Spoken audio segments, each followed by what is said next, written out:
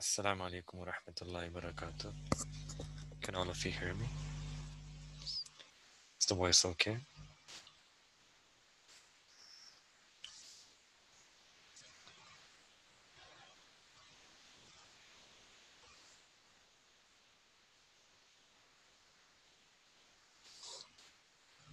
Assalamu alaikum wa rahmatullah. Can all of you hear me?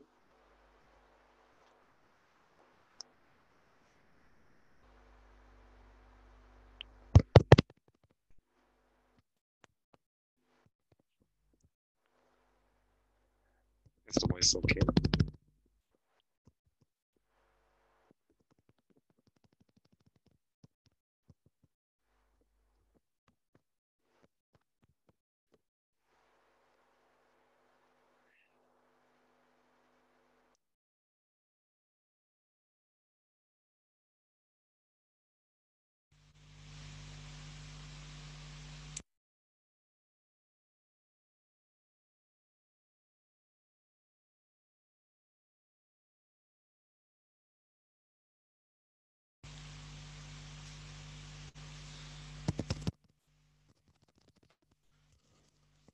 Bismillah ar-Rahman ar-Rahim.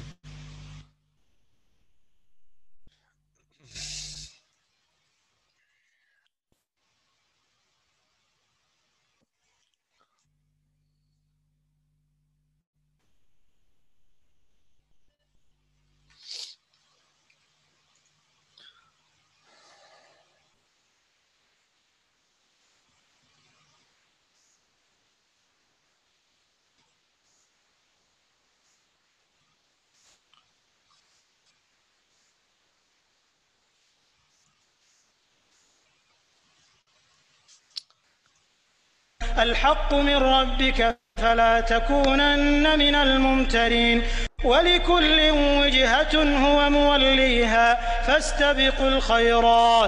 فاستبقوا الخيرات أينما تكونوا يأت بكم الله جميعا إن الله على كل شيء قدير ومن حيث خرجت فول وجهك شطر المسجد الحرام وإنه للحق من ربك وما الله بغافل عما تعملون ومن حيث خرجت فول وجهك شطر المسجد الحرام وحيث ما كنتم فولوا وجوهكم شطره لئلا يكون للناس عليكم حجة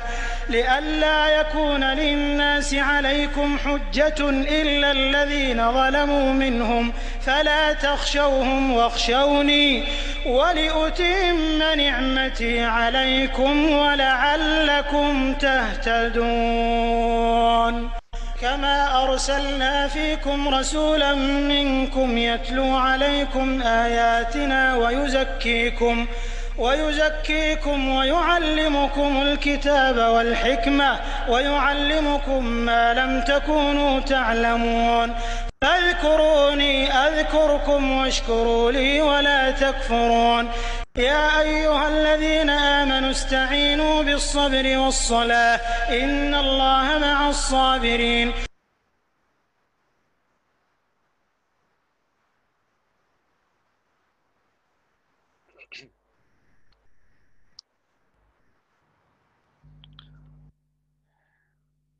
الحمد لله وكفى وسلام على عباده الذين اصطفى أما بعد.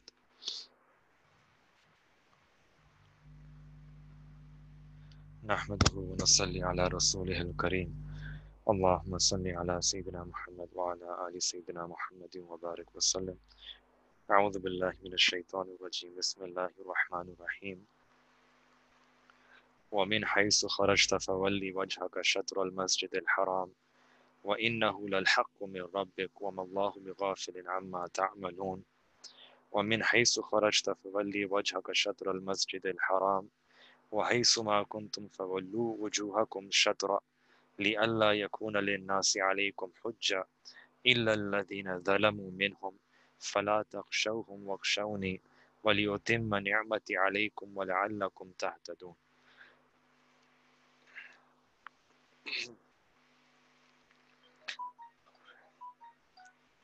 We're on ayat number 149, Surah Baqarah. Allah subhanahu wa ta'ala says, وَمِنْ حَيْثُ خَرَجْتَ فَوَلِّ وَجْهَكَ شَطْرَ الْمَسْجِدِ الْحَرَامِ. That wherever you come from, when you have been on a journey, whenever a person is traveling, wherever they're going, wherever you come from, when the time comes to pray, فَوَلِّ وَجْهَكَ شَطْرَ الْمَسْجِدِ الْحَرَامِ, then you should pray by turning your face towards the direction of the sacred mosque. وَإِنَّهُ لَلْحَقُّ مِنْ رَبِّكَ, and this is certainly the truth from your Lord. This matter of changing the Qibla and now facing Baytullah, this matter of the change of Qibla is certainly the truth, which is haqq and from your Lord. وَمَا اللَّهُ بِغَافِلٍ عَمَّا تَعْمَلُونَ, and Allah subhanahu wa ta'ala is not unaware of what you do. This ayat is the second time when Allah subhanahu wa ta'ala mentions the ruling or the command that when a person intends to pray, they should pray facing the direction towards Masjidul Haram. Previously, if you go back to verse number 144, there also Allah subhanahu wa ta'ala mentions the same line, the same command, فَوَلِّ وَجْهَكَ شَطْرَ الْمَسْجِدِ الْحَرَامِ وَحَيْثُ مَا كُنْتُمْ فَوَلُّوا وُجُوهَكُمْ شَطْرَهُ, that turn your faces towards the sacred mosque when you intend to, wherever you may be. You should turn your faces in that direction. And here now, for the second time, Allah subhanahu wa ta'ala mentions the same ruling, the same command that wherever you may go, turn your face towards the direction of the holy mosque, sacred mosque. And then the next ayah, Allah subhanahu wa ta'ala repeats this a third time. وَمِنْ حَيْثُ خَرَجْتَ فَوَلِّ وَجْهَكَ شَطْرَ الْمَسْجِدِ الْحَرَامِ. وَمِنْ حَيْثُ, that wherever you may go, فَوَلِّ وَجْهَكَ شَطْرَ الْمَسْجِدِ الْحَرَامِ, then turn your faces towards the direction of the holy mosque, sacred mosque. وَحَيْثُ مَا كُنْتُمْ, and wherever you may be stationed, فَوَلُّوا, again turn your faces, وُجُوهَكُمْ شَطْرَهُ, turn your faces towards its direction. So in this verse 149, Allah subhanahu wa ta'ala repeats it a third time. This phrase that وَمِنْ حَيْثُ خَرَجْتَ فَوَلِّ وَجْهَكَ شَطْرَ الْمَسْجِدِ الْحَرَامِ, this is repeated 3 times here in few ayahs. Now the question that comes up here is that why is Allah subhanahu wa ta'ala repeating the same command thrice? That wherever you want, wherever you set out, you should turn your face in the direction of the sacred mosque, any Masjidul Haram. One reason is because this change of Qibla was a very highly controversial issue. And this was the first time when a ruling was already in place and that ruling was abrogated, was nasakh. And a new ruling was given by Allah subhanahu wa ta'ala. So that is why, in order to clarify, to reiterate, to re-emphasize that this ruling applies now, Allah subhanahu wa ta'ala has mentioned this thrice in the Quran. And like I said, this was a very highly controversial issue. So there was a danger that maybe some weak in Iman, they might begin to question or object that why is this happening. So in Allah subhanahu wa ta'ala's wisdom, Allah subhanahu wa ta'ala repeated this command thrice here. And from this we understand a lesson that when there is something which is very important, and this is a particular lesson for those who are in the education sector when you teach. And as a teacher, one aspect of our teaching methodology should be that when we teach to our students and we teach something which is very important, a very important concept, a very important teaching, or some important principle, it's not just simply okay to repeat it, but rather we should try to repeat it so that it becomes easy for the students to understand and they can also realize its importance. So one, we get this ruling that it's permissible to repeat important concepts and things when we teach. And second, in fact, there seems to be an ishar or indication here that this is appropriate in terms of teaching, that when you highlight important concepts. And the reason is because when you highlight important concepts, then they become more established in the minds of the other people, in the minds of the listener. In Arabic, we say that أوقعوا في الذهن, أوقعوا في الذهن, that they reside now in the mind of the listener. They firmly take a hold. They the students or the listeners are able to grasp the understanding that this is being repeated thrice, so this is something which is important. A second reason why Allah subhanahu wa ta'ala repeated this thrice is going to come here. If you look in ayah number 150, let's do this ayah first. Allah says, وَمِنْ حَيْثُ خَرَجْتَ فَوَلِّ وَجْهَكَ شَطْرَ الْمَسْجِدِ الْحَرَامِ. That from wherever you may go, turn your faces towards the direction of the sacred mosque. And وَحَيْثُ مَا كُنْتُمْ, that wherever you may be stationed, then again turn your faces towards it. So there is a further clarity in the second that Allah subhanahu wa ta'ala is saying that you have to pray now in the direction of Masjidul Haram, and this is irrespective of whether you happen to be on a journey. And a person can think, maybe I'm on a journey and now the rules are different. So Allah subhanahu wa ta'ala laid that down, also clarified that whether a person is traveling or they're stationed, or if they're traveling, whether that journey is near or it's distant, or that journey is eastwards or westwards, northwards or southwards, in all situations, a person should only face towards Masjidul Haram when they're performing their salah. So this is another thing that we learn, that when you want to highlight something, you can stress it and you can clarify it so that the other person, the listener, they understand that this rule applies to all situations, irrespective of the conditions that a person happens to be in. And in this way, Allah subhanahu wa ta'ala makes it easy. This is part of our deen, that there is ease in our deen.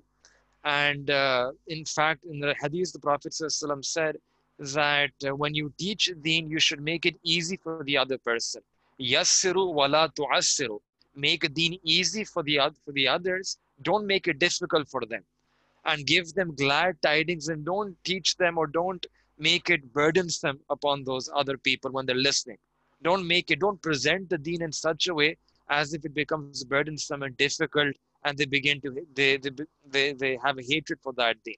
So make ease, whatever ease there is in the deen, present the deen in such a manner that's easy for the listeners. So here also, this is part of the ease, and Allah subhanahu wa ta'ala is clarifying a ruling, not once, not twice, but thrice, and clarifying that this ruling applies to all situations. There are no exceptions, whether you're stationed in a particular place or traveling on a journey, irrespective, you should face towards the Masjid al-Haram when you pray your salah.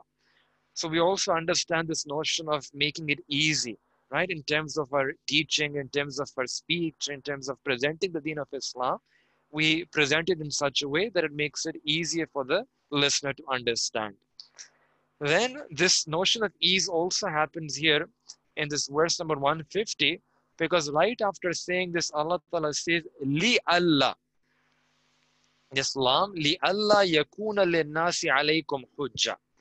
So here that wherever you may be stationed, turn your faces towards Masjid al-Haram. Li, why? And here this lam is for giving the reason. Why? Why is Allah subhanahu wa ta'ala commanding? Now here Allah subhanahu wa ta'ala gives another reason. And what is that reason? Li alla yakuna lin nasi alaykum hujja. That wherever you are, turn your faces towards it, so that the people will have no argument against you. And here Linnasi is referring to the people at that time, living in the time of the Prophet ﷺ, which were the people of Kitab, the Jews, and you also had the Mushrikeen in Makkah, the idol worshippers. So Allah subhanahu wa ta'ala is referring to them, and the objections these people, the arguments these people used to make against the Muslims, against the believers. And one reason Allah is mentioning here is that we have now given you this command so that when you pray facing the direction of Masjid al-Haram, these people, they will have no argument against you. So this is something which needs to be understood. So actually the Jews, they used to make this argument against the believers that you are praying facing our Qibla, which is Baytul Muqaddas. And in our own books, we find that when the last messenger will come, he will pray not facing the direction of Baytul Muqaddas, but rather Kaaba, Baytullah Sharif. So they would use that as a way to object against the deen of Islam. And another way they would confuse the Muslims, confuse the believers by saying that the Prophet ﷺ and this deen of Islam is very ajib, because you would say that this is a new deen and yet you are facing our Qibla, because the Qibla of the Jews was Baytul Muqaddas. So in these two different ways, they used to entertain these arguments against the believers. That why is it that if you claim to be on this deen and you have this own deen, then why is it that you're praying facing our Qibla, which is Baytul Muqaddas? And you can say that we have heard in our books and it is written in our scriptures that when the last messenger will come, he will pray facing towards Baytullah Sharif, and you are praying facing Baytul Muqaddas. So by revealing this ayat, Allah subhanahu wa ta'ala says, now the Jews will not be able to entertain any arguments. They will have no arguments against you. Because now the believers are facing Kaaba, which is as prophesied or as mentioned in their scriptures. And at the same time, this deen has its own shan. It has its own characteristics, own distinctive features. So we are not praying in the facing the direction of the Jews, which is Baytul Muqaddas, rather facing towards the Kaaba. Secondly, the second group who were present at that time were the Mushrikeen in Makkah. And they often questioned that if Nabi alayhi if the Muslims, they are claiming to follow the deen of Sayyidina Ibrahim alayhi salam, which is Deen Hanif. So why aren't they praying facing the Qibla of Sayyidina Ibrahim alayhi salam? Why are they praying facing Baytul Muqaddas? So now after this change in Qibla, their argument also had no basis. So in this way, Allah Ta'ala says, Li Allah yakuna linnasi alaykum hujja. So that the people will not have any argument against you. So from here we understand that along with giving a command, Allah subhanahu wa ta'ala also gave a reason. What is the reason behind that command? There are several hikmah, or the several reasons. One reason is explicitly mentioned here in the text itself, that these people will not be able to have an argument against you. And this is again another point that all of us can take, all of us can learn from, that when we give a command to someone, let's say in our family, in our workplaces, when you want the other person to do something, so it's not simply enough that you tell them that this needs to be done, or you just give them a command. Rather, if you look at the usloob of the Quran, the temperament of the Quran, and also if you look at, if you read Ahadith Mubarakah, and if you go through the Hadith literature, you will also find there in the Sunnah of the Prophet ﷺ, that there was always this encouragement to explain the reason, explain the wisdom behind that reason. That's not to say that the command stands on its own. Even if a person is not able to understand the wisdom, or even if the reason is not given or the wisdom is not given, that doesn't mean that a person is not supposed to follow the command. Our following the command is because the command has been given by Allah subhanahu wa ta'ala. It's part of our ubudiyah. That when Allah subhanahu wa ta'ala, our Malik, our Lord, tells us to do something, so that we have to submit to that command irrespective of whether the reason is given or not. That's part of what we call servanthood or ubudiyah, Rab and Abd relationship. But again, this is the mercy of Allah subhanahu wa ta'ala, that Allah subhanahu wa ta'ala in several places in the Quran and also in the Sunnah of the Prophet sallallahu, we find this, that along with the command of doing something or not doing something, there is also an explanation and also a reason is given. That if you do this, this is going to be in your benefit. In almost every case, if you look at the deeper meaning or the deeper wisdom, Allah's Father does not need our worship. Whether you pray facing Baitul Muqaddas or Baitullah, it doesn't matter, right? But there is a benefit, and that benefit first and foremost actually lies to, it's given for us. That there's a deeper wisdom, a deeper hikmah. It's in our own benefit if we follow the rules that are laid down by Allah subhanahu wa ta'ala. So here, like Allah Ta'ala mentions that if you now follow, if you pray facing Baitullah Sharif, so this is in your own benefit. And these people will have no arguments against you.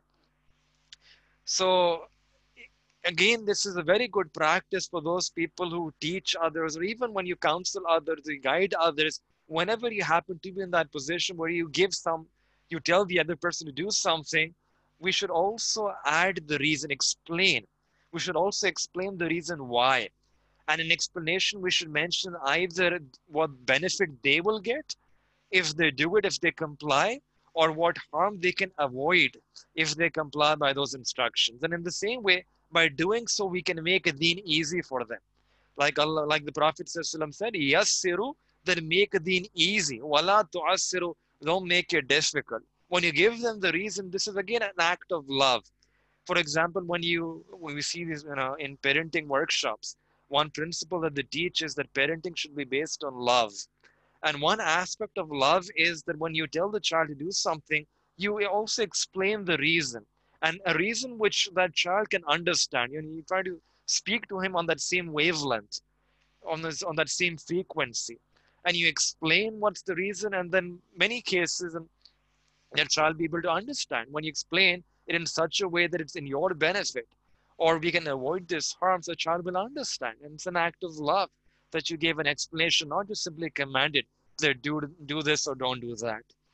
So again, we see here in this ayah of the Quran. But then Allah subhanahu wa ta'ala continues that, you turn your face towards Baitullah so that these people will have no argument against you. But then there is an exception. إِلَّا الَّذِينَ ظَلَمُوا مِنْهُمْ. إِلَّا الَّذِينَ, except those people who oppress. Yani, those people who oppress, those people who have done zulm, these people will still continue to raise arguments against you. They will still continue to raise objections against you. Yani, if you were to explain to them, still they will continue to counter you in this regard, in this matter. And from here we understand that there will always be such people like that, who are very stubborn, very obstinate, very oppressive, that no matter how logical and rational an explanation you give to them, they will never be satisfied. And the reason why they will never be satisfied is because their intention is never to follow the deen. Their intention is never to comply. Their intention is never to submit. They're not searching, they're not seeking what is haq. And they're just objecting, or they're just raising these arguments for the sake of objecting. And no matter what you say to them, you will never be able to stop them. So their counter arguments will keep coming. And we should again understand this. This is very important, because when you engage with other people, and it's a lesson that sometimes your success rate will not be 100%. Even though you might have the absolute, completely logical argument, absolutely it makes sense, the other person can understand the benefit, they can understand what the harms are if they continue with that practice, but still, when you are stubborn, when your people are obstinate, when they become arrogant, then nothing can compel them. Nothing can move them away. And in such a situation, it's best just to leave them. Like Allah subhanahu wa ta'ala teaches elsewhere in the Quran, وَإِذَا خَاطَبَهُمُ الْجَاهِلُونَ قَالُوا سَلَامًا. That when you engage, when you're addressed by these people who are fools, right? People who are ignorant, who are in that sense stubborn that they're sticking on, even though ilm or guidance is given to them, then how do you interact with them? Qalu salam. You just say salam and you move on. You don't engage in what there is a limit, there is an extent that you can present and you can argue. But then if they're stubborn and zalim, oppressive, then you can just move ahead with them. And sometimes, in debates, this is a very important adab to remember, and especially in debates about religion, when people they have one objection against about one particular issue about women, how women are treated in Islam, and then you give them a 1 hour explanation about answering all their objections, and then that 1 hour explanation will pick up one small thing, and then they'll say that what about this, and then you need another hour to explain that, and then there is another counter argument and another hour to explain. All they have to do is just raise one thing, one argument, and then you need a 1 hour hold to explain and sort of resolve that issue. And again, they'll pick up. So this sort of continues, and a person has to be mature enough and has to be sort of perceptive enough to realize that if the other person is really searching, or they're just the oppressive or the stubborn kind of people. And here again, the immediate example is about the Jews, who simply were out of envy that why did Allah subhanahu wa ta'ala send the last messenger from Banu Ismail? They refused to believe in the message that the Prophet ﷺ brought them. So, إِلَّا الَّذِينَ ظَلَمُوا مِنْهُمْ. And then after that, Allah Ta'ala says, فَلَا تَخْشَوْهُمْ وَخْشَوْنِي. So when you engage with such people who are stubborn, and they keep coming up with these arguments against you, you can't hold their tongues back. The tongues of such obstinate people can never be harnessed, can never be stopped, because they keep coming back at you. So how do you deal with them? Allah says, فَلَا تَخْشَوْهُمْ. Don't fear them. Don't fear them. Whatever they're raising is just merely futile objections. You should just continue to pray facing Baytullah Sharif.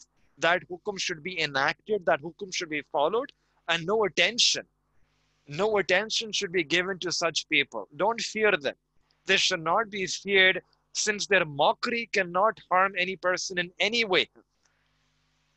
Wakhshawni, and fear me. So don't fear them, but if there is a being who you should fear, that is me. Only Allah subhanahu wa ta'ala should be feared. And Allah Ta'ala's commands should not be contradicted because of the fear of other people. This is a very important ayah where Allah subhanahu wa ta'ala is teaching that if you fear Allah subhanahu wa ta'ala, and you should not fear other people. In fact, the way this works is that if a person only fears Allah, one who only fears Allah subhanahu wa ta'ala, then all other fears will be taken away from that person. This is what our ulama and scholars have mentioned, that a person's relationship with Allah subhanahu wa ta'ala is very unique. That if they have this fear of Allah ta'ala in their heart, there's a true khashiyat of Allah subhanahu wa ta'ala in their heart, then all other fears will vanish away from their heart. This is the barakah of khashiyat of Allah subhanahu wa ta'ala. And this khashiyat is a particular kind of fear. It's not that fear that a person has of a snake or a scorpion. It's a fear which is derived from the awe of Allah. It's a fear that comes from the majesty of Allah, the might of Allah, the shan, the kibriyai of the rank of Allah subhanahu wa ta'ala. Khashiyah. And this is a fear that a person develops because of when they know Allah subhanahu wa ta'ala. When you increase in your ilm of Allah, when you increase in ilm about deen, Allah subhanahu wa ta'ala blesses the person with this khashiyah. In Quran, Allah subhanahu wa ta'ala mentions this word as one of the distinguishing signs of the ulama. That people who are truly scholars, Allah says, إِنَّمَا يَخْشَى اللَّهُ مِنْ عِبَادِهِ الْعُلَمَا. They're truly the ones who fear Allah subhanahu wa ta'ala most from within the servants of Allah ta'ala. They are the scholars, they are the ulama. Yani the ulama, a person of knowledge in the way Allah Ta'ala defines it in the Quran, are those people from within the servants of Allah subhanahu wa ta'ala who truly fear Allah subhanahu wa ta'ala most, who truly have this khashiyat. So if a person, and this is another thing, that if a person is getting ill, they're increasing in their ilm and knowledge, we should check ourselves and see whether I'm getting true ilm or not. And the nishani or the sign of true ilm is that ilm should increase us in the khashiyat of Allah subhanahu wa ta'ala. And if a person is not increasing in their khashiyat of Allah subhanahu wa ta'ala, then we need to work on ourselves. We need to ask Allah subhanahu wa ta'ala that Allah grant us ilm nafi. I don't want just this ilm for intellectual edification or just for the knowing a few information about deen. I need this ilm as a way to increase in my knowledge about you, as a way to increase in my khashiyat about you. So this is something that a person should remember, that whoever has this fear of Allah subhanahu wa ta'ala, this awareness of the awe, the might, the majesty of Allah and the fear that comes from that, then Allah subhanahu wa ta'ala will save that person from other dangers, other fears in their life. When this fear of Allah becomes the overriding concern, then other concerns are subdued for that person. In fact, there is a hadith of the Prophet ﷺ said, it's not directly related about fear, but it's about akhirah. That a person, when they make akhirah their sole concern and their worry, then Allah subhanahu wa ta'ala removes the worries of the dunya from that person. And the umumi mana is the same, that when your relationship with Allah subhanahu wa ta'ala develops, and you're focused on your relationship with Allah and akhirah and meeting Allah subhanahu wa ta'ala and preparing for that day, and your worries and concerns are about that, then the Prophet said that your Allah Ta'ala will take care of the worries of the dunya. Because two worries cannot be conjoined in a person. Two types of worries, two types of concerns, they can never be combined in one individual. Worries of the akhirah, of meeting Allah subhanahu wa ta'ala in such a state that Allah is pleased with us, and the worries of the dunya. These two can never be combined in an individual. Either they will have one or the other. So if that is the case, then a person should try to make akhirat their concern, to make Allah subhanahu wa ta'ala their focus, their locus, their concern. And as a result of that, Allah subhanahu wa ta'ala will take over, will help us in our worldly concerns. These worldly concerns will be taken away by Allah subhanahu wa ta'ala. That's first thing that Allah subhanahu wa ta'ala mentions here. فَلَا تَخْشَوْهُمْ وَخْشَوْنِي. Two more things are mentioned in this ayah about khashiyah.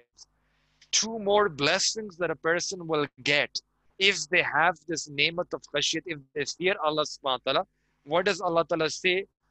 That if you fear, do not fear them, but fear me.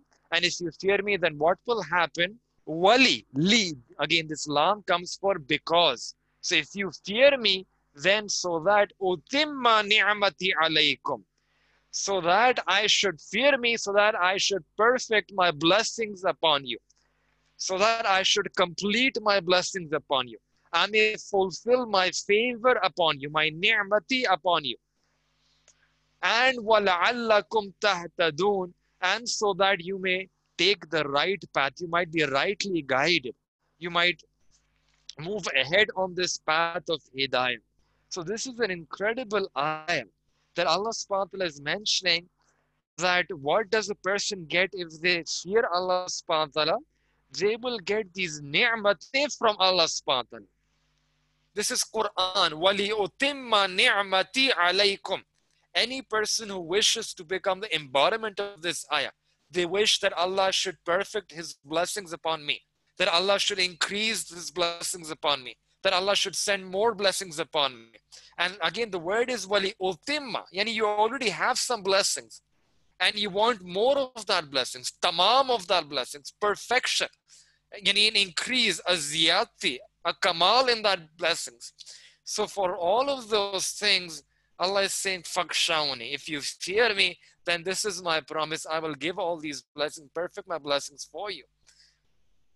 And second, if a person is searching for hidayah, they want to be rightly guided by Allah subhanahu wa ta'ala. For that also the shart, Allah is saying that if you fear me, a second thing I will give you is that I will increase you in hidayah. So we should then try to have this attribute, try to develop this khashiyat inside of ourselves. I've already mentioned one way to increase in khashiyat is to increase our ilm, like Allah has mentioned in the Quran. And second is to simply make dua to Allah Ta'ala.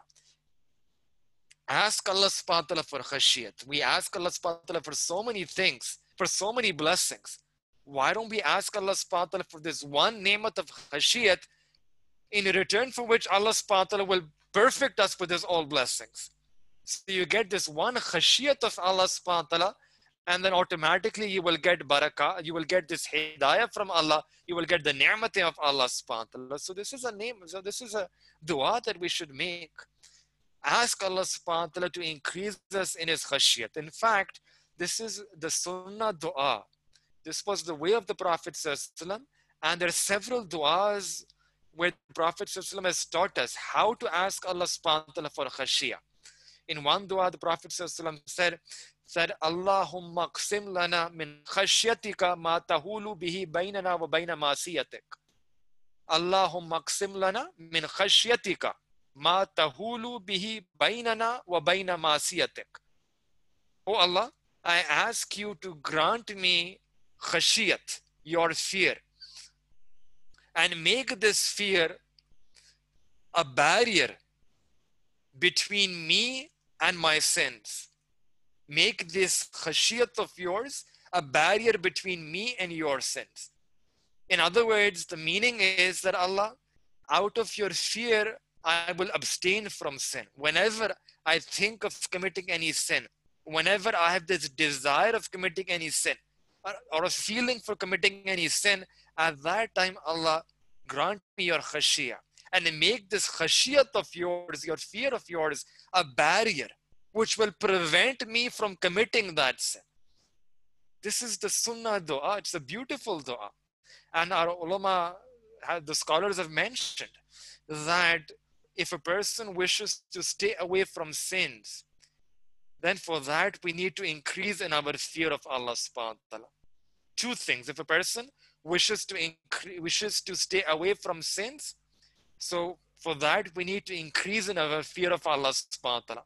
And second, if a person to increase in their good deeds, for that we need to increase in our muhabba of Allah subhanahu wa ta'ala.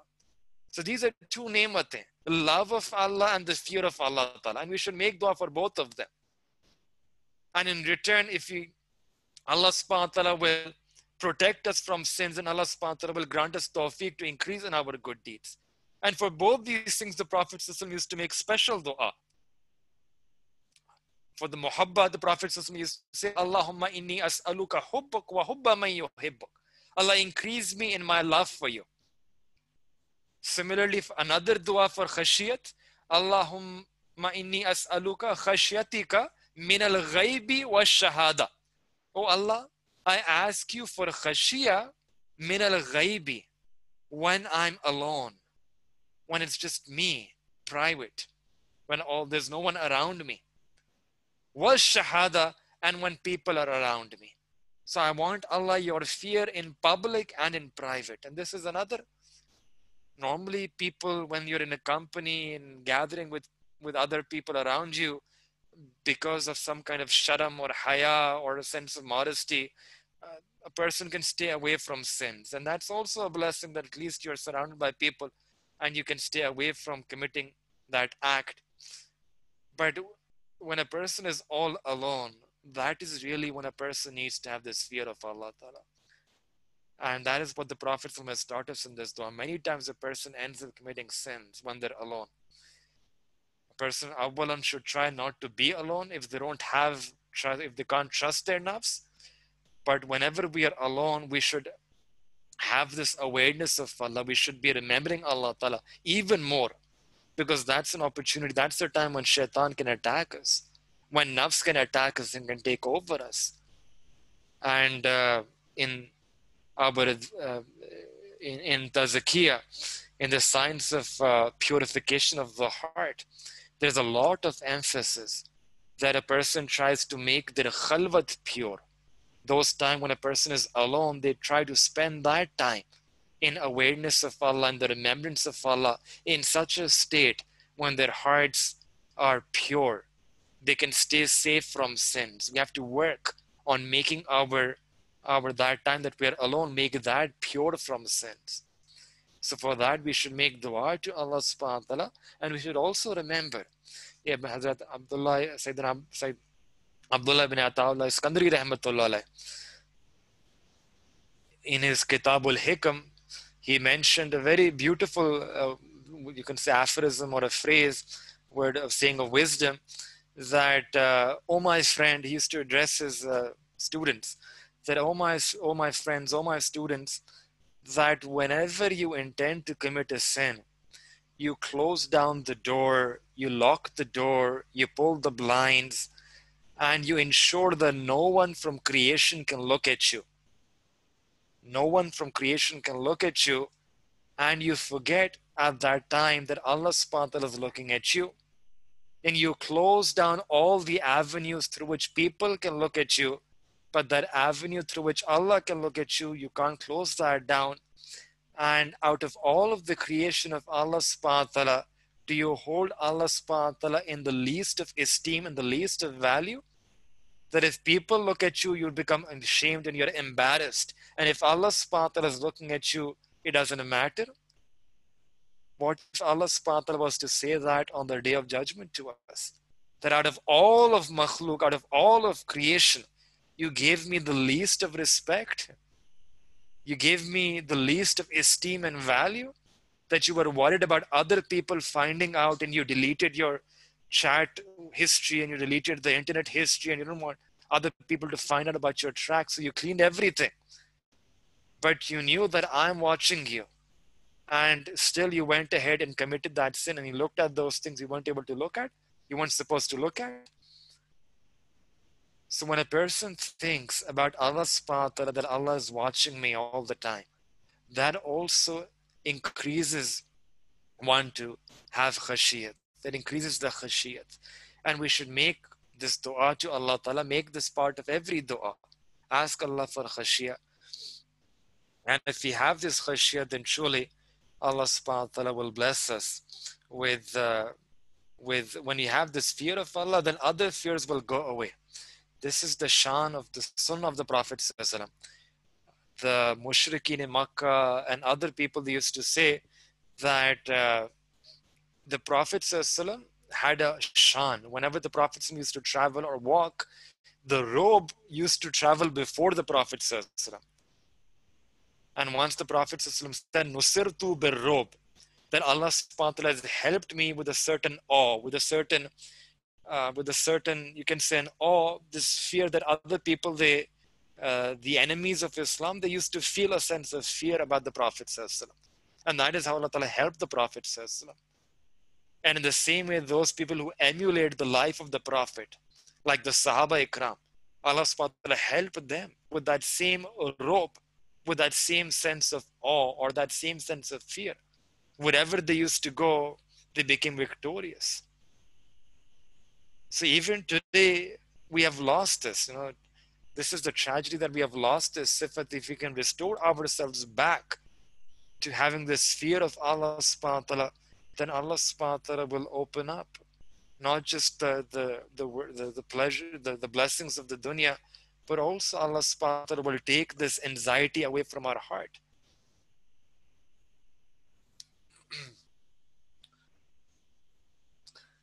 Then verse 151, Allah subhanahu wa ta'ala continues, and here Allah ta'ala mentions one kind of favor that Allah subhanahu wa ta'ala has done upon the believers. Kama arsalna fikum rasulam minkum. Kama, as we have sent. Like we have sent, we have perfected our blessings upon you, like we have done, like we have given you another big blessing, which is in the form that we sent to you, arsalna fikum rasula, we sent to you a messenger, minkum, from amongst you, from amongst yourself. Now this is also important. Not many people sort of ponder on this, but Allah subhanahu wa ta'ala sent a messenger, sent Sayyidina Rasulullah sallallahu alaihi wasallam from among yourself, from among the people. And this is again part of the mercy of Allah subhanahu wa ta'ala, that Allah ta'ala, if he wanted, he could have chosen to send an angel to bring the deen of Islam. Allah ta'ala could have chosen simply to send the kitab, send the Quran without any teacher. But instead, Allah subhanahu wa ta'ala chose to send a messenger, number one, and a messenger from within them. So the Prophet ﷺ was sent to the Arabian society, and the Prophet ﷺ belonged from that society. And the reason is because when you have someone as a teacher who's teaching you, and they belong from your own society, then it's easy to relate to that person. There is some type of compatibility that existed, and that helps in that process of learning from that teacher. So this is the mercy, this is the hikmah, the wisdom, that the Prophet ﷺ was sent from within that community, so that it becomes easy for that society to accept that message, to do labbaik on that message. And then from this we can also take a lesson that when any teaching or a learning teaching relationship, it's important to have a kind of a compatibility between a teacher and a student. And again, I'm giving the example of a teacher and a student, but this applies to any such a role, or any such even in our homes or in our workplaces, wherever we happen to be, where you have to interact with other people, where you have to live in a society, tell other people, listen to other people, then in that society, it's important to have some compatibility between each other. Why? Because if you have that compatibility, then you will be able to relate to the circumstances of others, and they will be able to relate to your message. And that will help in this process of transmission of knowledge.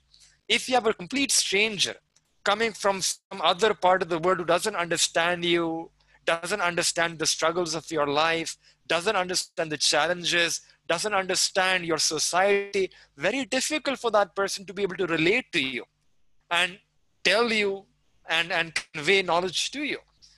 And at the same time, it will be difficult for him, also difficult for you to accept that knowledge, because a person can simply respond back and say that this person doesn't understand what I'm going through. He doesn't understand my society, my challenges. So in order to preempt all of that, this is part of the mercy. Allah subhanahu wa ta'ala sent the Prophet from within them, from within you, someone who lived with you, and all of you lived with him, sallallahu alaihi wasallam.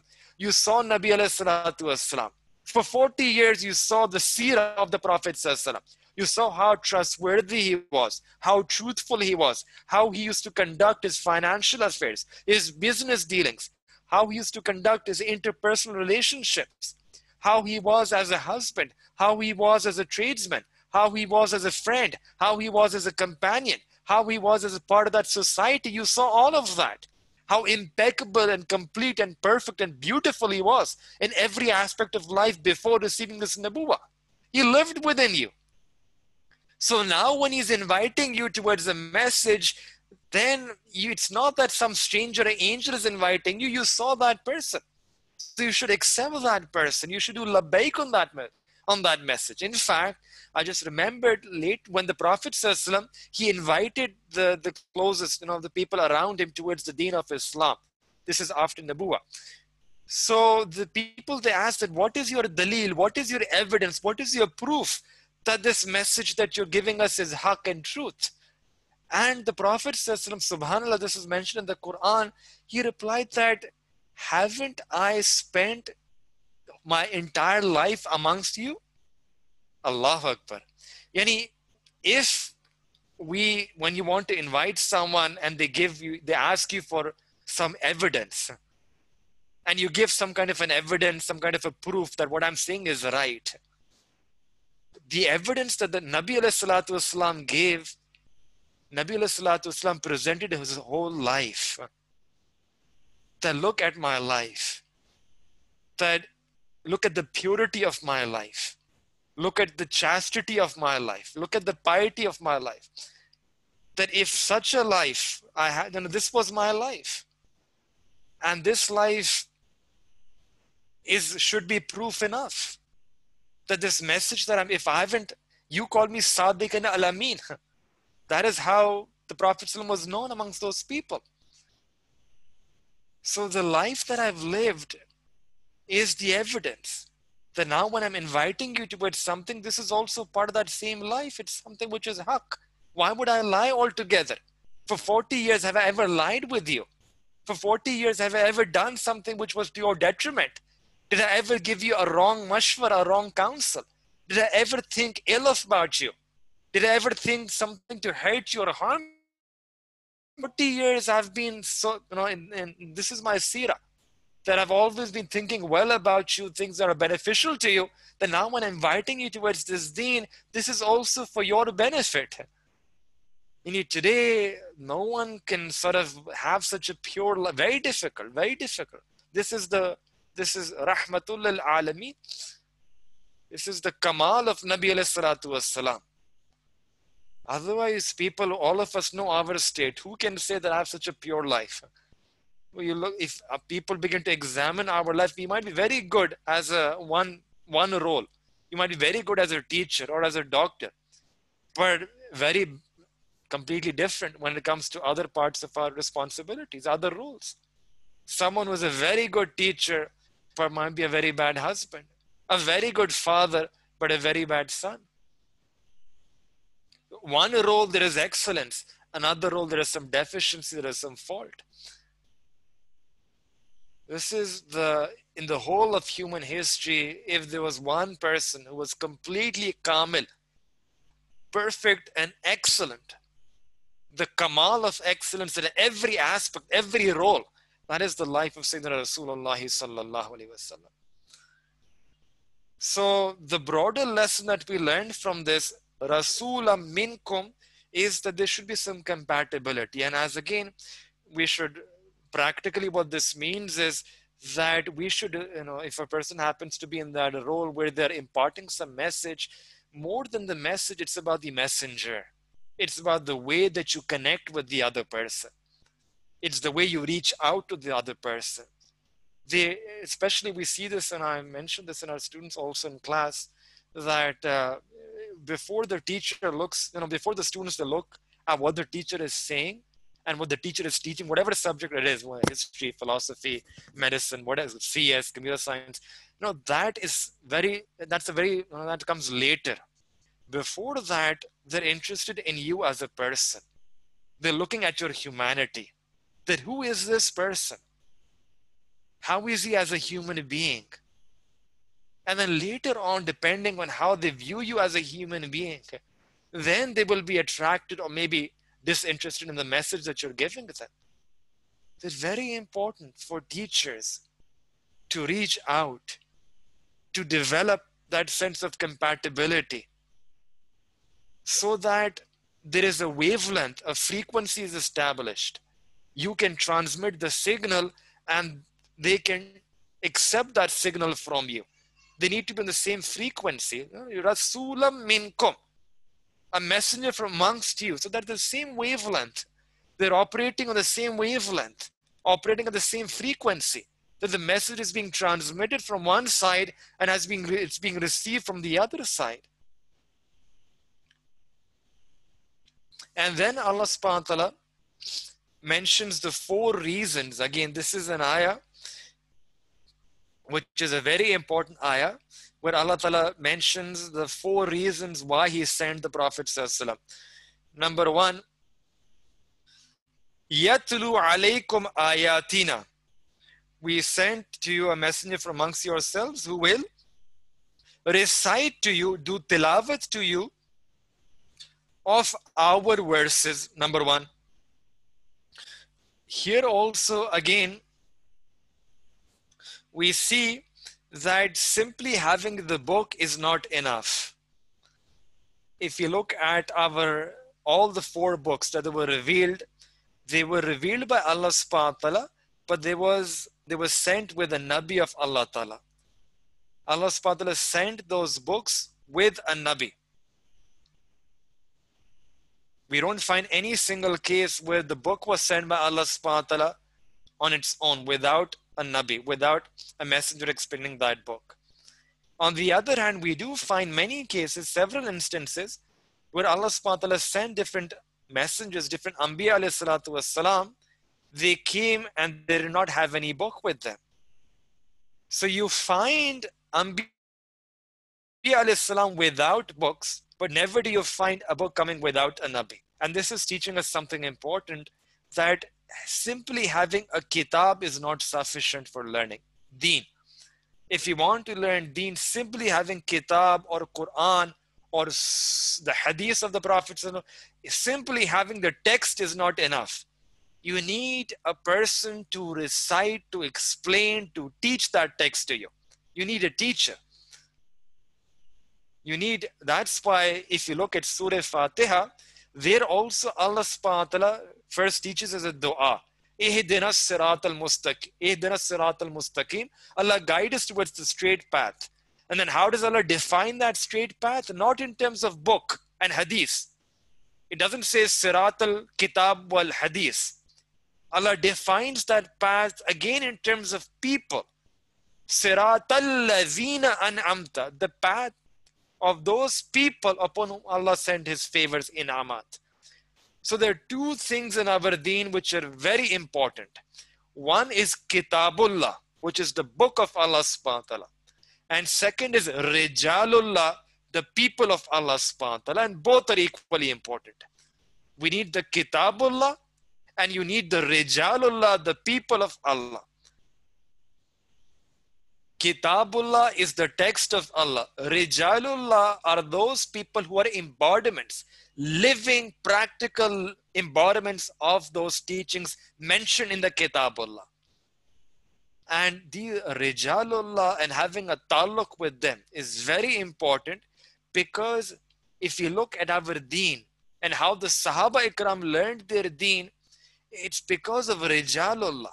People learn better from examples. If you have a person who's living that teaching, it's very easy for you to learn from that person when you observe that by observation, by company, by sohbah. And that is what the Sahaba Ikram are known for. They learned through this by keeping the sohbah of Nabi alayhi salatu wassalam. So Kitabullah and Rijalullah, people learn better from examples, and also the learning that you get by associating with the Rijalullah, by keeping company of the people of Allah, by learning from their example, by observation. That learning is going to be more lasting. That has a very deep foundation. It's more lasting. It's going to stay with a person, as opposed to someone who self-reads, who just opens a book and reads something. You might be able to, if you have a very good intelligence, you have a good vocabulary, you might be able to understand what the kitab says, what the book says, you understand it, and you have, you get some knowledge, you get some information. But that foundation, which is based on simply self-learning, on memory or high intelligence, that's limited. On the other hand, to learn from examples of people who are living that knowledge, this is a more stable basis. And this is what we find throughout Islamic history. Whether it's the Sahaba Ikram learning by keeping the sohbah of Nabi alayhi salatu wasalam, or the Tabi'een learning their deen and taqwa and ilm from the Sahaba Ikram. Tabi'een, again the word is telling us, they did ittiba. Or the Tabi'een, who learned by keeping company of the Tabi'een. The first three generations are some special blessed. And if you look at them, this is what you find common. And that is how this deen has been transmitted ever since. That is how we should also learn our deen. Not simply just by opening the book, but also by associating, by keeping company, by interacting with the Rijalullah, people of Allah subhanahu wa ta'ala.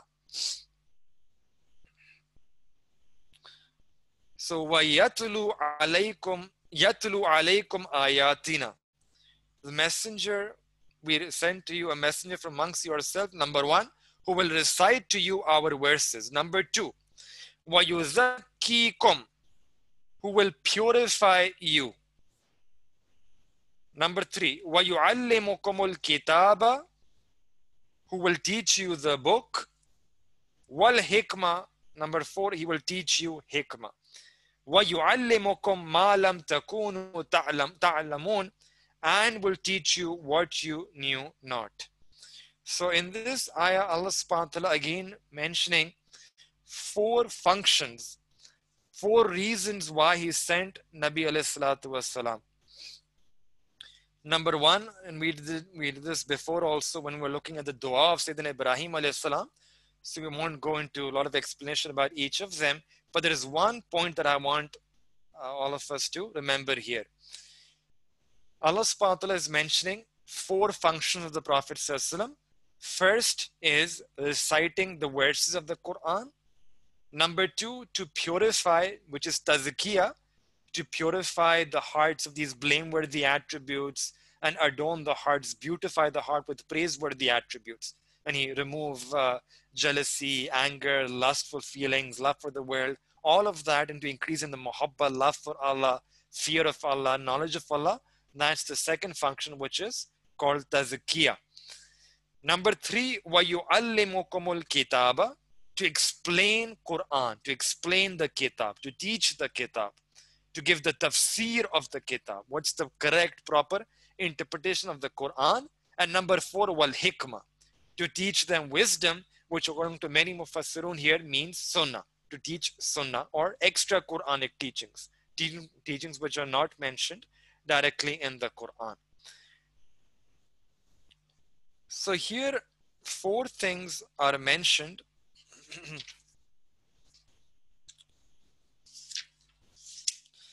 Now, if we go back to the dua that Sayyidina Ibrahim alayhi salatu wasalam made, in that dua, this is verse 129. And I'll just very quickly go up.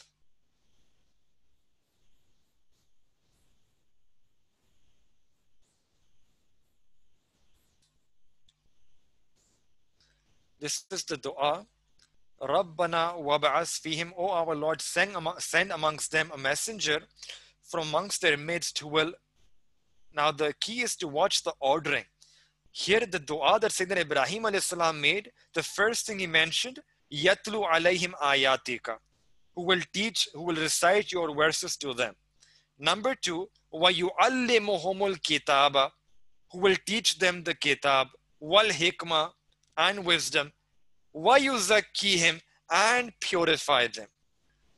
So here in this dua that Sayyidina Ibrahim alayhi salatu wasalam made, again those same 4 things are mentioned. The first is tilawat of kitab. Number 2 is the ta'aleem of kitab. Number 3 is ta'aleem of hikmah, which is sunnah. And number 4 is tazkiyah. When Allah subhanahu wa ta'ala accepted this dua, Allah subhanahu wa ta'ala changed the ordering. And tazkiyah, which was number 4 in the dua of Sayyidina Ibrahim alayhi salam, in the acceptance of the dua, Allah subhanahu wa ta'ala has brought this and made this number 2. What is the reason for this? And this is a very important point. That Allah subhanahu wa ta'ala changing the sequence.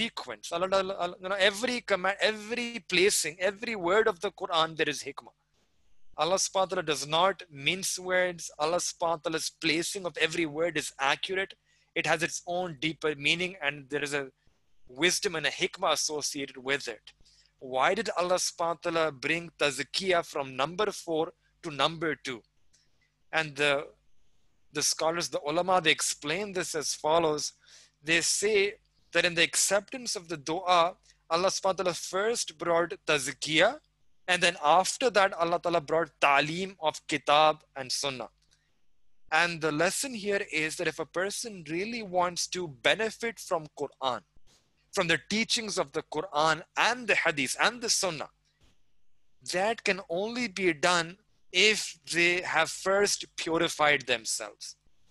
If they have first purified their heart, done tazkiyah of their nafs, then only the nur of Quran, the light of Quran, the strength of Quran, the power of Quran will be able to impact them. Then only they will be able to become living embodiments of Quran. Then only will they be able to truly benefit from this zikr of the Quran, from this remembrance of the Quran. Because this Quran is also zikr. It's also remembrance of Allah. This is the kalam of Allah. It has its own shan. Has tajalliyat, it has nur in itself. It has a shifa. It has nur. This Quran is very heavy. When Allah subhanahu wa ta'ala, when He revealed this Quran, this is thaqil, very heavy. So in order for a person to bear the anwarat of Quran, the message of the Quran, the weight of the Quran, that can only be truly be done if first a person works on purifying their heart, on purifying and disciplining their nafs, on doing tazkiyah.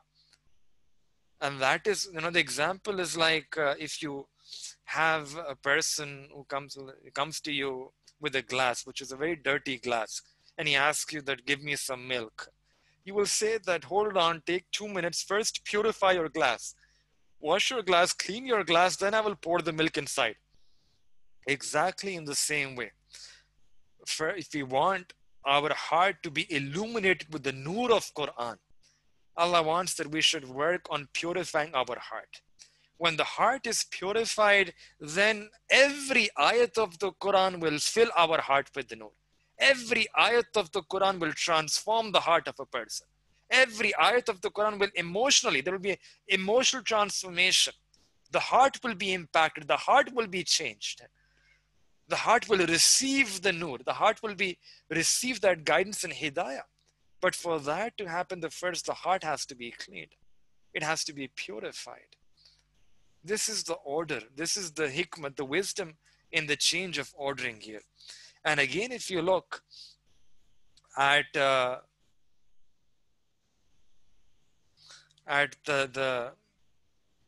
way the Prophet ﷺ taught Sahaba Ikram, the Sahaba Ikram used to say that first we learned Iman and then we learned Quran. Same ordering. First learning about Iman, increasing, getting the sweetness of Iman, perfecting our Iman, completing our Iman. And then later learning the Quran and the ma'arif of the Quran and the legal rulings of the Quran. The Sahaba Ikram, they used to sit in the camp. That's why if you look at the time of the Prophet ﷺ, they used to sit and they used to have these gatherings of ilm and also gatherings of tazkiyah. Both of them used to go together simultaneously. And if you look at the life of the Prophet ﷺ, we see that Nabi ﷺ, he carried out the tazkiyah of the Sahaba on an individual basis, sometimes on a collective basis. Imam al-Darimi rahmatullah mentions a hadith that there used to be 2 gatherings, 2 halakas inside Masjid al-Nabi. There used to be 2 gatherings inside Masjid al-Nabi at the time of the Prophet ﷺ. One majlis, one gathering, you can say one halaka, it consisted of knowledge, of ilm, where the discussion used to be about ilm, about kitab, about the Quran, about hadith, about sunnah. And then there was a second gathering, halaka, which was concerned with tazkiyah, with what we are calling tazkiyah, with the remembrance of Allah, with the zikr of Allah, how to use the zikr of Allah to purify our heart. So 2 gatherings, a gathering of knowledge and a gathering of remembrance of Allah. And when Nabi ﷺ came out from the Hujra Mubarak, from the Blessed Hujra, he came across both of them. He said that fi kulli khair. Then in each one of them, in each one of these halakah, there is goodness. And in some hadith, it is mentioned that the Prophet ﷺ joined the gathering of knowledge. And in some, it is mentioned that the Prophet ﷺ, he sat in the gathering of zikr. Allah Ta'ala mentions this in the Quran also in Surah Kahf. Allah addresses the Prophet ﷺ, وَاسْبِرْ نَفْسَكَ مَعَ الَّذِينَ يَدْعُونَ رَبَّهُمْ بِالْغَدَاةِ وَالْعَشِيِّ يُرِيدُونَ وَجْهَهُ. That keep, oh my beloved Messenger ﷺ, keep yourself attached, keep yourself together with those people who are calling their Lord, who are remembering their Lord, morning and evening, seeking the pleasure, His pleasure, Allah's pleasure. وَلَا تَعْدُ عَيْنَاكَ. And let not your eyes overlook them. Don't avert your gaze away from them. So in Quran, Allah subhanahu wa ta'ala is also indicating, mentioning that. And that is what we see. In fact, if you look, this is inshallah might come later, that at the time of the Prophet ﷺ, the Sahaba, the reason why they acquired their superiority and their rank was not because they possessed knowledge, this ilm. Rather, it was because they remained in the company, the sohbah of Nabi alayhi salatu wasalam. And as a result of that sohbah, they achieved tazkiyah of themselves. That's why all of us, we know them as Sahaba. And in fact, Ibn Qayyim al-Jawziyah rahmatullah has written that if you try to identify that amongst the Sahaba, how many ulama Sahaba were there? How many Sahaba who were, you can say, scholars, right? How many were there? There are very few. Some have listed 6, some have said 14, some have said 100, some have said 125. Very small number. If you consider that there were thousands of Sahaba Ikram. However, the fact that the Sahaba remained in the company of the Prophet ﷺ, that meant that the Prophet ﷺ would continually purify them, continually do tazkiyah of them.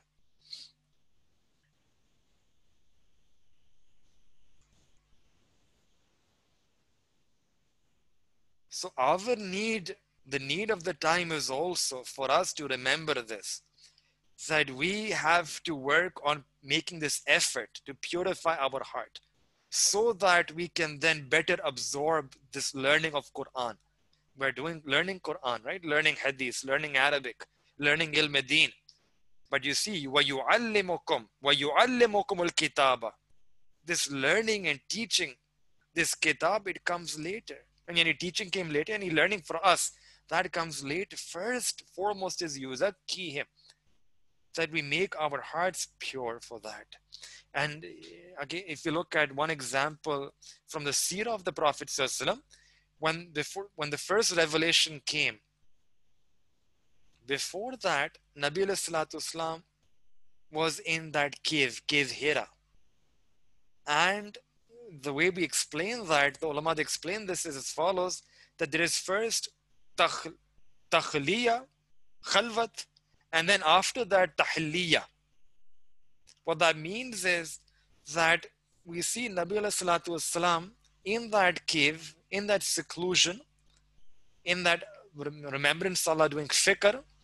And then when Sayyidina Jibreel sallallahu alaihi wasallam came, and all of you are familiar with that story, that he asked Nabi sallallahu alaihi wasallam, Iqra, recite. And the Prophet sallallahu alaihi wasallam said that ma ana biqariyan, that I cannot recite.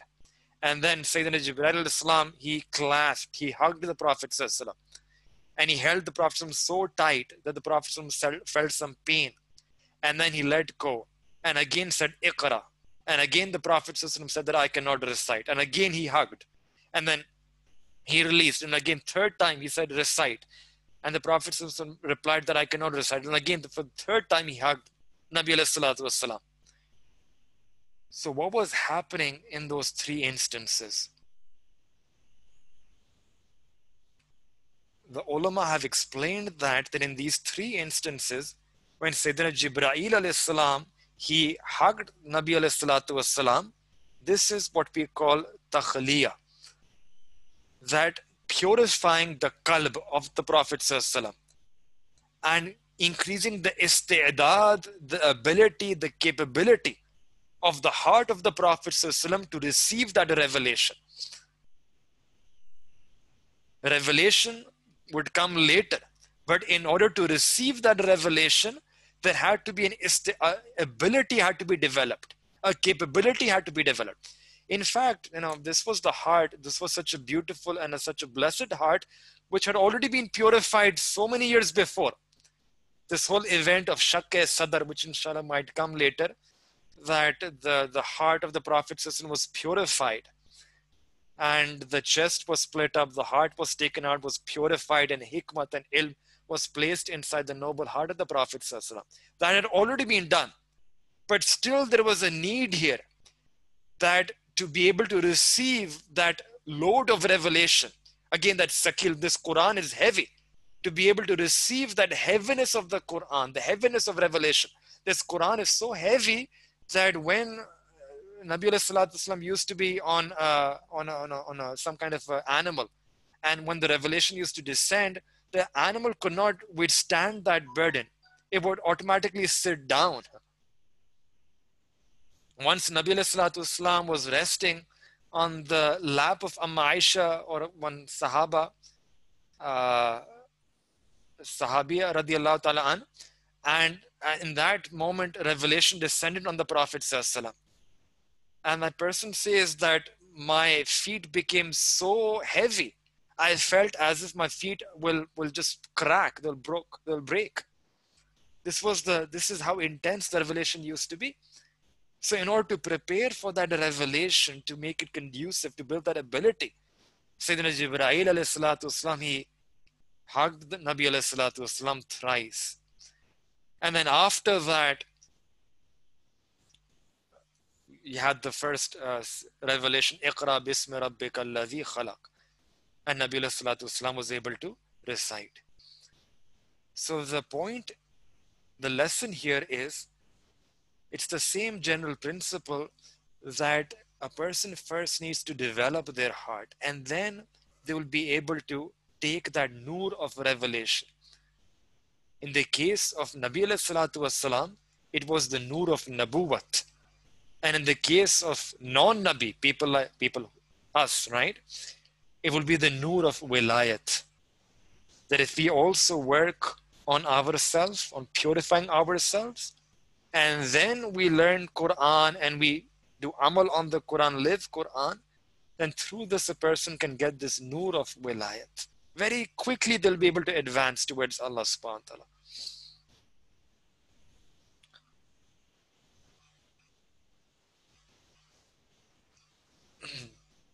And this is also, so two things, knowledge and zikr, they go together in our deen. Knowledge is our ilm, and a remembrance of Allah or zikr is, it's like a cure for our heart, for the disease of our heart. Very essential for our tazkiyah, and both are important, ilm and zikr. And that is why if you see the ulama, if you read about their works, all the greats of our Islamic civilization, they had these two things together in their life, ilm and zikr. Maulana Muhammad Ilyas Kandalvi rahmatullah alayh, he developed, the founder of Tablighi Jamaat, when he developed the 6 numbers of Tabligh, he placed ilm and zikr together at number 3. And at that time, there were some people who advised him that he should separate them out. Separate ilm into one point and zikr into another point. At which point Maulana Ilyas rahmatullah alayhi, he mentioned that he gave the example of a bird. He said a bird has 2 wings with which it flies. Not having one of them would make it unable to fly. In the same way, a believer is in need of knowledge, ilm, and zikr to progress, to fly and achieve the closeness of Allah subhanahu wa ta'ala. Having only ilm would be a problem. Having only zikr would also be a problem. It's like having one wing. We need both of them. And what Maulana Ilyas rahmatullah mentioned has also been mentioned by Muhaddis Mullah Ali Qari rahmatullah, who quoted a saying of Imam Malik rahmatullah, who said that the person who studies fiqh, what is fiqh? Fiqh is this, is learning kitab and sunnah. So one who studies fiqh but does not study tasawwuf. What is tasawwuf? Tasawwuf is this tazkiyah, this effort of tazkiyah. So you have now these disciplines, fiqh and tasawwuf. Fiqh is looking at ta'lim kitab and hikmah, learning kitab and hikmah. And tasawwuf is looking at the tazkiyah part. So Imam Malik rahmatullah, he said that the one who studies fiqh but does not study tasawwuf will certainly become a fasiq. And the one who studies tasawwuf but does not learn fiqh, then he shall certainly become a heretic, a zindiq. And the one who amalgamates both of them, combines both of them, then such a person has definitely realized the truth. Man tafaqqa walam yatasawwaf faqad tafassaka. That whoever studies Islamic law but does not study Islamic spirituality will certainly become tafassaka, fisk and fujur. Waman tasawwafa, one who studies spirituality, tasawwuf. Walam tafakkaha, but does not learn fiqh, does not learn the commandments, the rulings, the Islamic law, legal theory, does not learn that, faqad tazandaka, will become a heretic, zindiq. But that person who combines both of them, then tahakkaka, faqad tahakkaka, that person certainly has realized the truth. That's why if you look at our ummah, the elders, the ulama, you will see without exception, every one of them, they were diligent in following both ilm and zikr. Just like the two functions of Nabi alayhi salatu wasalam here in this ayat, were yuzakkihim wa yu'allimukumul kitaba wal hikmah. In the exact same way, the responsibility of the ummah of Nabi alayhi salatu wasalam is also these two things. To do tazkiyah and to learn the commandments of Quran and Sunnah. To have ilm and to have zikr. In previous times, these two things were combined together. They would go hand in hand. The madrasas and khankas used to go together. Madrasa was the place of ilm. Khanka was the place of zikr. Or the zawiya if you were in Morocco or North Africa. These two things were together. Unfortunately, today, these two things have been separated. And we have people just focusing on one and neglecting the other. And because of that, this imbalance or excessiveness or extremist, we have lost that complete picture about the deen of Islam. So we should remember this is a very, very important ayah. And that's why we have emphasized and stressed this a bit more. Because we should understand as students of ilm, both things are important for us. To do our tazkiyah, for that we need zikr. And second, to have the correct understanding of the deen, to have the correct ilm. May Allah subhanahu wa ta'ala grant us both of them. May Allah ta'ala accept us for both, to increase in our knowledge and to have zikr in our hearts.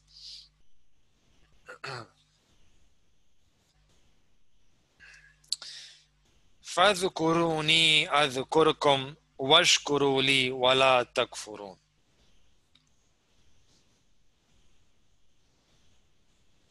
فَاذْكُرُونِي, so remember me and I will remember you. وَاشْكُرُوا لِي وَلَا تَكْفُرُونَ, be grateful to me and be not ungrateful. This is one of the most beautiful ayahs about zikr in the Quran. Allah says that remember me and I will remember you. So we were speaking just about ilm and zikr, and now you have this ayah which mentions a direct command from Allah that remember me. And a person who remembers Allah subhanahu wa ta'ala, then Allah subhanahu wa ta'ala remembers that person. Now how does this happen? This happens in several ways. There are several meanings of this ayah. One meaning is فَاذْكُرُونِي أَذْكُرُكُمْ, that remember me and I will remember you. Yani if you remember me in your place of dwelling, in your homes, I will remember you on my arsh. I will remember you. Yani Allah subhanahu wa ta'ala is saying that I will remember you on my arsh, on my throne. That's the reason it comes in one hadith that it's a hadith Qudsi, that if my servant remembers me in his heart, then I also remember him in my heart. Now just think that a person, we get so happy thinking about our beloved. There's a person who gets so happy thinking about their beloved that when I think of him, when I think of her, then she's thinking of me.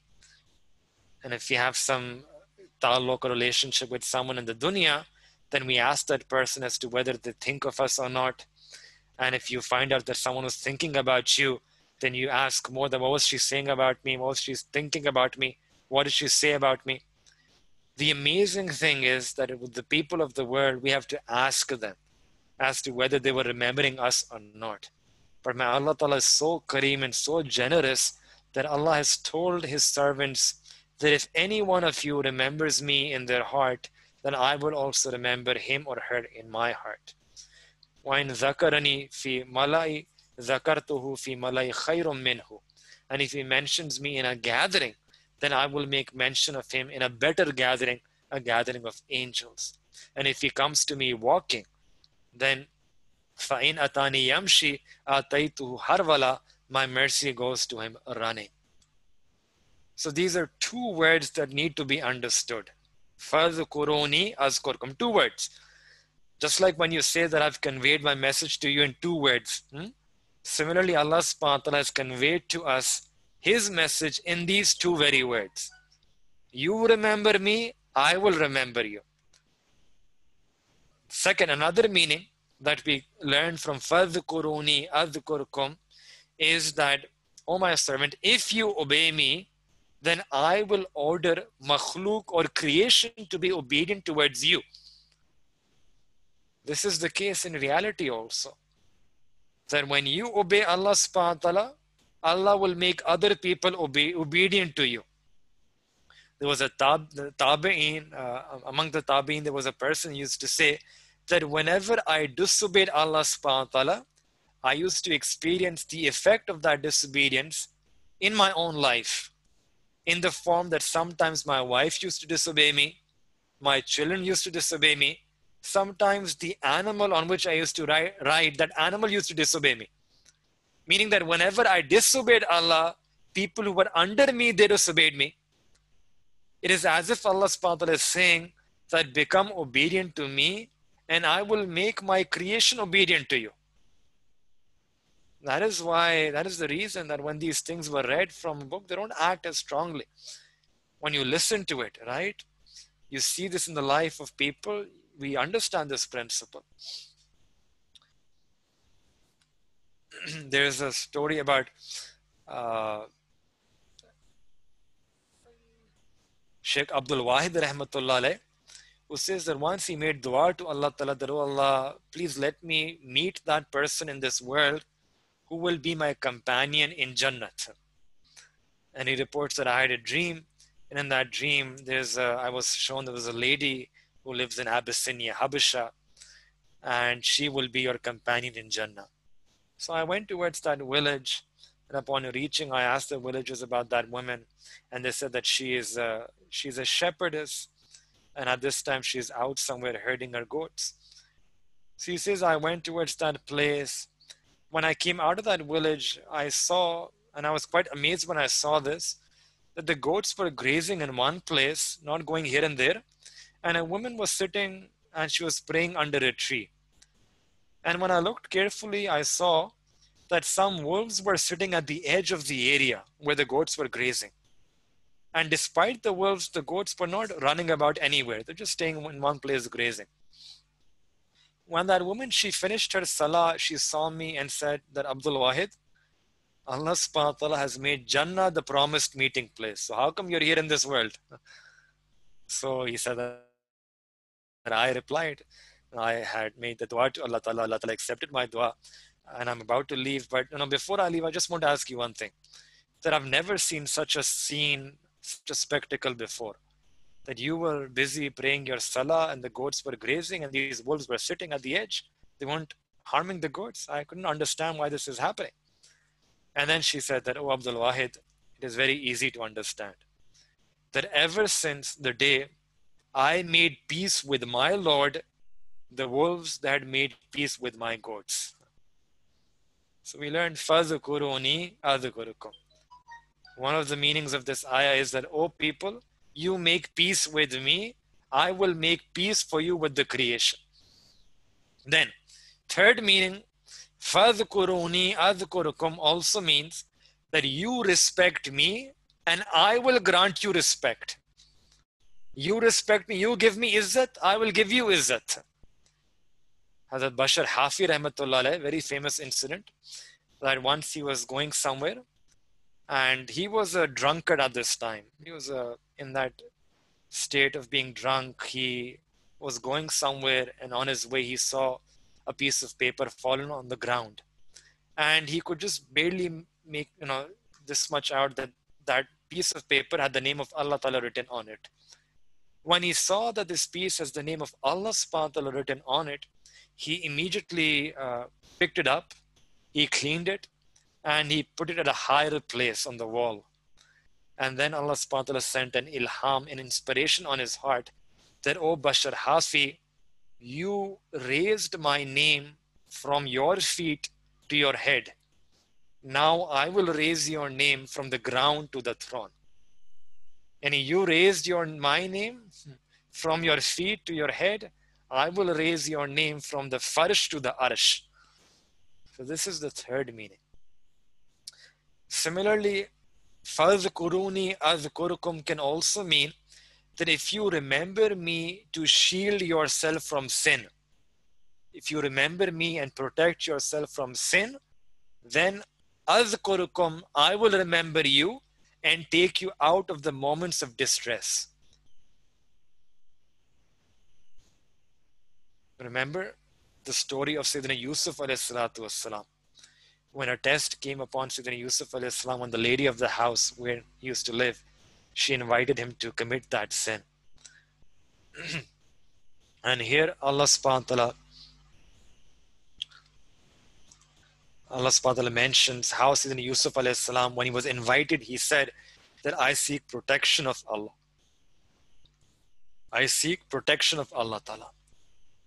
And when Sayyidina Yusuf alayhi salam invoked Allah Ta'ala, then it's a long story. The woman, she said to her husband that he was the one inviting me towards sin and how he should be sent to jail.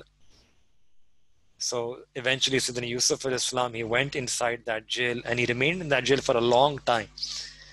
But at last, when Allah Ta'ala granted him release from that jail, he did not let him remain a slave like before, but rather made him the treasurer of that country. When he came in front of the ruler of the Egypt and he gave the right interpretation of that dream, the Aziz al-Misr, the ruler, he said that innakal yawma ladayna makinun amin, that today you are with us, well placed, honorable, fully trusted. Sayyidina Yusuf alayhi salam, he was given the keys of the whole treasures of that area of Egypt. He invoked Allah Ta'ala and sought refuge. He invoked Allah Ta'ala and wanted protection from that sin. And Allah Ta'ala took him out of that difficulty of jail.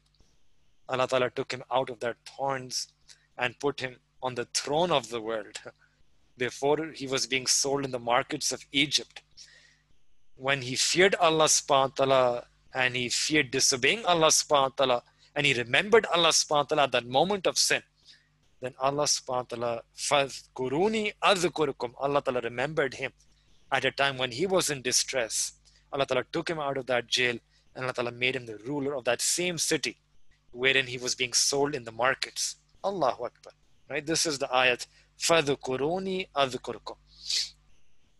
Then similarly, فَاذْكُرُونِي أَذْكُرُكُمْ can also mean that, O people, when you remember me in your moments of ease, then I will remember you in moments of difficulty and trouble. And this means that if you remember me in your moments of happiness and joy, then I will remember you in your moments of sadness.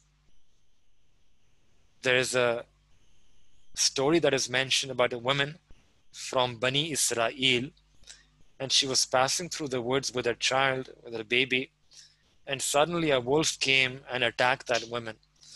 And when the wolf attacked that woman, she panicked, she dropped her son.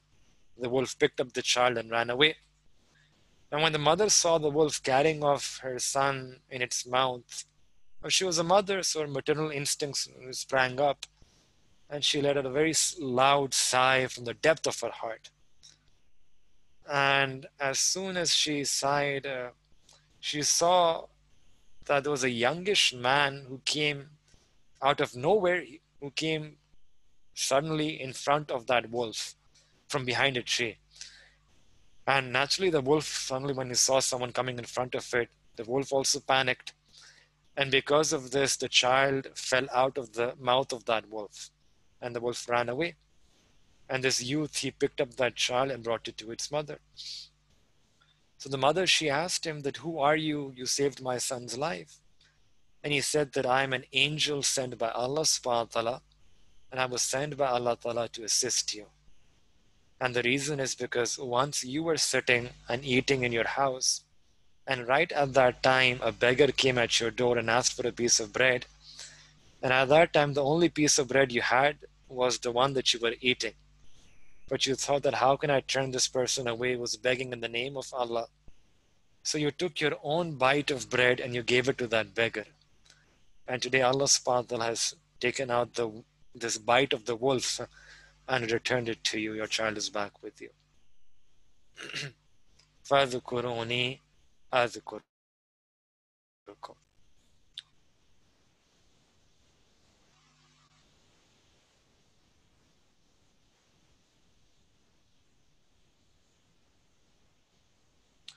So from all of this, we learned then that if we remember Allah subhanahu wa ta'ala and we form our life according to the commandments of Allah ta'ala, then Allah ta'ala will suffice for us in all our trials, all our worries and difficulties. That's what Allah says in Quran, that alaysa Allahu bikafin abda. Alaysa Allahu, that is Allah subhanahu wa ta'ala not sufficient for his slaves, for his servants? So we have a very easy solution to all our difficulties, very easy prescription, that we fill our hearts with the love of Allah ta'ala, we stop disobeying Allah subhanahu wa ta'ala, and always remember that a person who stops sinning knowingly and willfully, they stop disobeying Allah ta'ala, then Allah ta'ala will count his name amongst the true ones, among his true friends. So we make this dua to Allah ta'ala, that may Allah subhanahu wa ta'ala grant all of us the ability to act on these teachings. May Allah ta'ala grant all of us the tawfiq that we can restore ourselves back to this Quranic message of zikr. And the easiest way for us to begin is just by intention. Making an intention that, Ya Allah, I'm going to remember you as much as I can.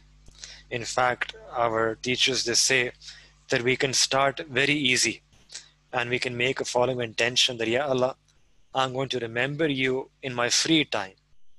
I'm going to remember you in part of my free time. Achha, which part of my free time? You can say that, oh Allah, whenever I have 3 minutes or less time, I will remember you. That's it. Whenever I have 3 minutes or less free time. Now, when you have 3 minutes or less of free time, you can't do anything productive in this world. You can't write a paper in 3 minutes. You can't do anything in 3 minutes or less. But if you can even make this first step, but you have to be very conscious about this, very conscientious about this, that every single time you have 3 minutes or less time, you will use it to remember Allah Ta'ala exclusively. You will try to forget everything and try to remember Allah Ta'ala. You're waiting for someone in the car, try to remember Allah Ta'ala. You're walking from one building to another, you have 2 minutes free, think about Allah Ta'ala. In those 2 minutes, you can think about whatever you want to, right? You can either just wedge out, go blank, think yet again about what the things that you have to do in the day, or you can think about Allah Ta'ala. But if you do this, if you think about Allah Ta'ala, you will find that throughout our 24-hour day, there's so many such pockets of free time. And if you can fill those pockets of free time with the remembrance of Allah, your whole day will be like filled with the remembrance of Allah. Just like when you keep putting dots on something, it gets filled with color. Just like that, if you're sprinkling your entire day with 1, 2, 3, up to 3 minutes remembrance of Allah subhanahu wa ta'ala, your entire day will be adorned with the noor of the remembrance of Allah. Your entire day will be attracting the salawat of Allah, the blessings of Allah Ta'ala. In your entire day, just like you're remembering Allah Ta'ala, Allah Ta'ala will be remembering you. And that believer, that moment, who makes himself or herself such that he or she is remembered by Allah Ta'ala, that moment is successful. If we can make ourselves such that if Allah Ta'ala remembers us, if we can become magnets of Allah Ta'ala's remembrance, magnets of Allah Ta'ala's mercy, if we can attract His remembrance on us, we are guaranteed to be successful. We have underestimated what the power of Allah Ta'ala's remembrance is. We have underestimated and undervalued the ability of our remembrance, because through our remembrance we can attract Allah's remembrance. So we must restore ourselves back to this Quranic message of zikr. We must restore ourselves back to this path of remembrance of Allah. And when you do so, inshallah, you will find that that person will no longer be astray. You will no longer be confused about Islam. You will no longer feel distant from Allah. You will no longer feel lazy about your deen. All these things will finish. You just have to try. May Allah subhanahu wa ta'ala enable us to restore ourselves back to this path. And by means of zikr, may Allah ta'ala make us among those people who are His true lovers. And may Allah ta'ala make us among those people who are His true beloveds. Wa akhiru da'wana alhamdulillahi rabbil alameen.